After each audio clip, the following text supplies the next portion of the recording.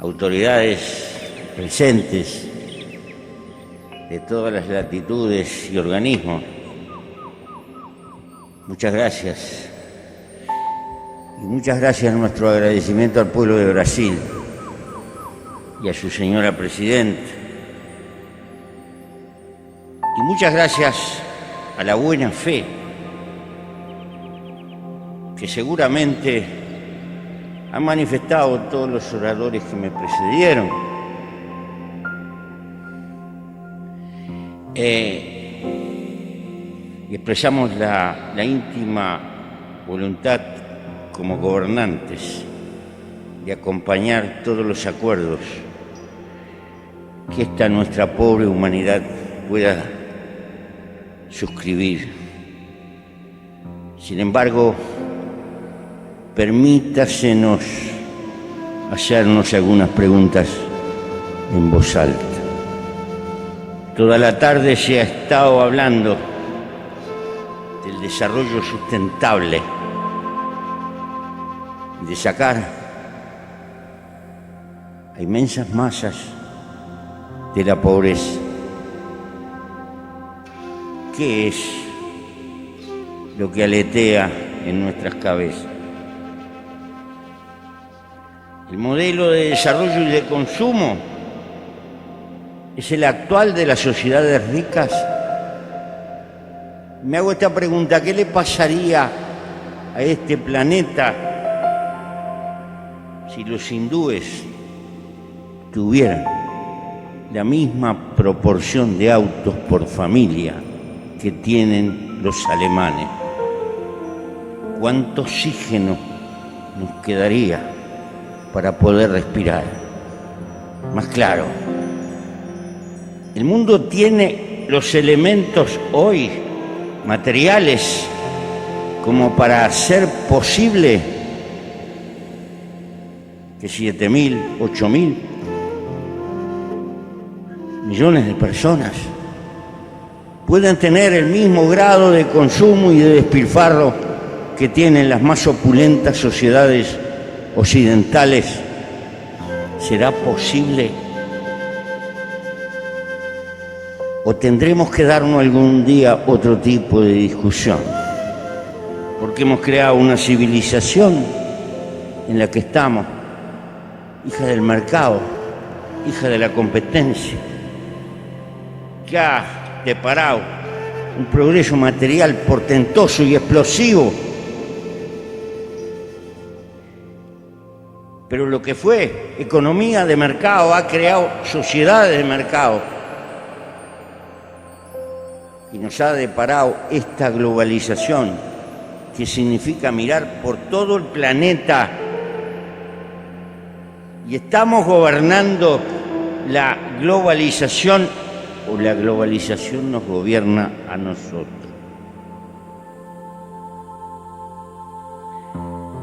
¿Es posible hablar de solidaridad y de que estamos todos juntos en una economía que está basada en la competencia despiadada? ¿Hasta dónde llega nuestra fraternidad? Nada de esto lo digo para negar la importancia de este evento. No, es por el contrario. El desafío que tenemos por delante es de una magnitud de carácter colosal, y la gran crisis no es ecológica, es política. El hombre no gobierna hoy las fuerzas que ha desatado, sino que las fuerzas que ha desatado lo gobiernan al hombre. Y la vida, porque no venimos al planeta para desarrollarnos en términos generales. Venimos a la vida intentando ser felices. Porque la vida es corta y se nos va. Y ningún bien vale como la vida, y esto es elemental. Pero si la vida se me va a escapar, trabajando y trabajando para consumir un plus, y la sociedad de consumo es el motor, porque en definitiva si se paraliza el consumo o si se detiene la economía. Y si se detiene la economía, es el fantasma del estancamiento para cada uno de nosotros. Pero ese hiperconsumo, a su vez, es el que está agrediendo al planeta y tiene que generar ese hiperconsumo, cosas que duren poco, porque hay que vender mucho.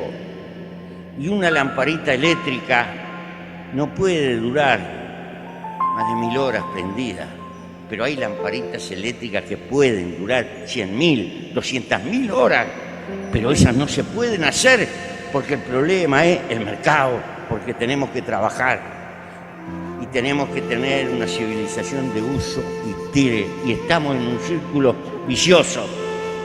Estos son problemas de carácter político que nos están diciendo la necesidad de empezar a luchar por otra cultura. No se trata de plantearnos volver al hombre de las cavernas, ni tener un monumento del atraso. Es que no podemos indefinidamente continuar gobernados por el mercado, sino que tenemos que gobernar el mercado. Por ello digo que el problema es de carácter político. En mi humilde manera de pensar, porque los viejos pensadores definían, Epicúreo, Séneca, los Aymara, pobre no es el que tiene poco, sino que verdaderamente pobre es el que necesita infinitamente mucho y desea y desea y desea más y más. Esta es una clave de carácter cultural. Entonces, voy a saludar el esfuerzo y los acuerdos que se hacen. Y lo voy a acompañar como gobernante, porque sé que algunas cosas de las que estoy diciendo rechinan,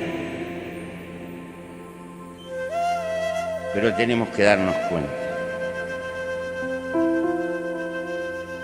que la crisis del agua, que la crisis de la agresión al medio ambiente no es una causa. La causa es el modelo de civilización que hemos montado, y lo que tenemos que revisar es nuestra forma de vivir. ¿Por qué? Pertenezco a un pequeño país muy bien dotado de recursos naturales para vivir. En mi país hay 3 millones de habitantes, poco más, 3.200.000. Pero hay unos 13 millones de vacas de las mejores del mundo y unos 8 o 10 millones de ovejas estupendas. Mi país es exportador de comida, de lácteos, de carne. Es una penillanura, casi el 90% de su territorio es aprovechable. Mis compañeros trabajadores lucharon mucho por las 8 horas de trabajo, ahora están consiguiendo 6 horas. Pero el que consigue 6 horas se consigue 2 trabajos, por lo tanto trabaja más que antes.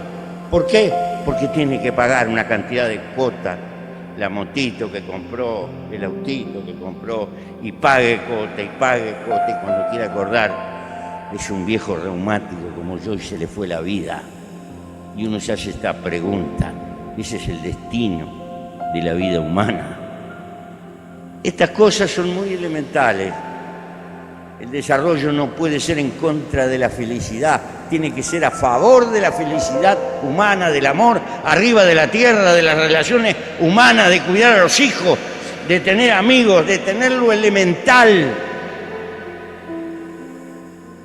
Precisamente porque eso es el tesoro más importante que tiene. Cuando luchamos por el medio ambiente, el primer elemento del medio ambiente se llama la felicidad humana. Gracias.